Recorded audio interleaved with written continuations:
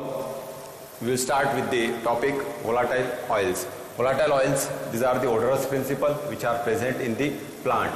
Volatile oils, they are also called as the essential oil, they are also called as the aromatic oils.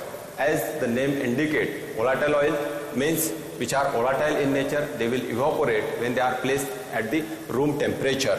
Next one, essential oil. It forms the essence for the plants. It forms the characteristic for the plants. By means of this essence, by means of this characteristic, one can identify that particular plant.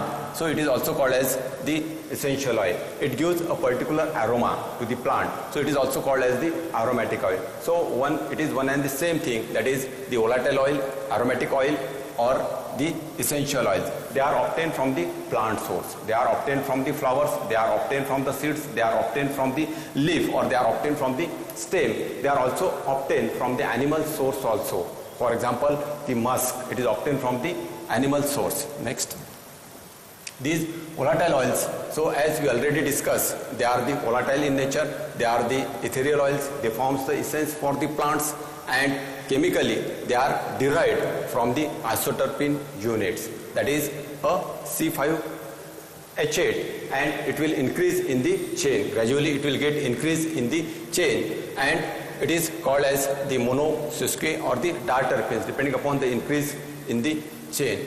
So properties of the volatile oil. First of all, the solubility. All the volatile oils, they are insoluble in the water, but they are soluble in the organic solvents.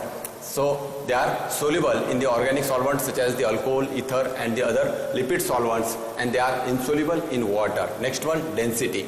They are maximum, they are lighter than the water. They are lighter than the water. Exception is the clove oil.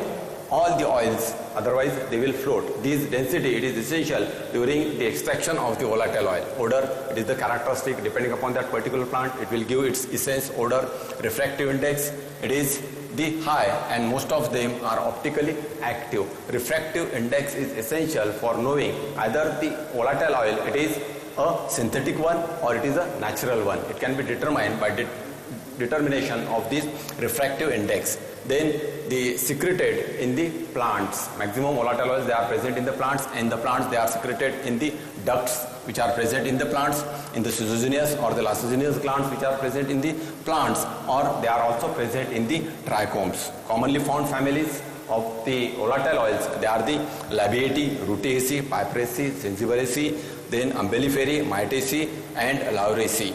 These are the common families in which the volatile oils, they are present, and they are present in the particular part of the plant, or they are present in the entire plant. For example, in case of the tulsi, it is present in the entire plants. Next.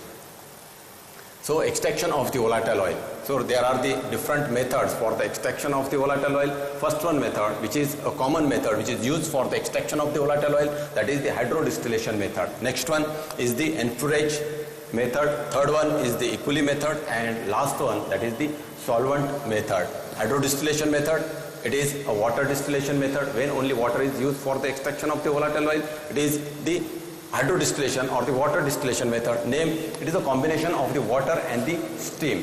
Water and the steam. So it is called as the water and steam distillation. And third one, that is the steam distillation, in which the steam, it is used for the extraction of the volatile oil. So next one, that is the enfourage, equally, and solvent extraction method, we will see one by one. So here regarding the another method, we will discuss in the next theory.